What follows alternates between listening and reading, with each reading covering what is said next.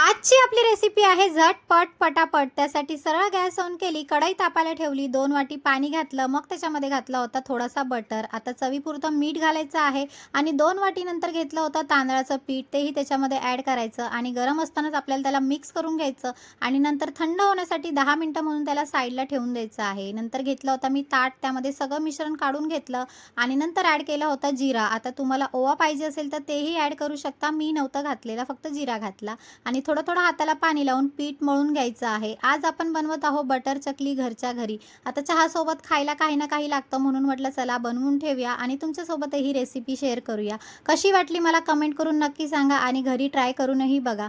सगळ्या चकल्या पाडून झाले, नंतर तेल तापवायचं आहे आणि मंद आचेवर मस्त त्याला फ्राय करून घ्यायचं आहे. माझ्या नवऱ्याला या बटर चकली खूप आवडतात म्हणून नेहमीची मी अशा बनवत असते. म्हटलं आज तुम्हालाही दाखवूया आणि छान असे आपल्या चकल्या रेडी झाले आहेत. एकदम कुरकुरीत झाले आहेत. ट्राय करा आणि मला नक्की सांगा. चलो बाय.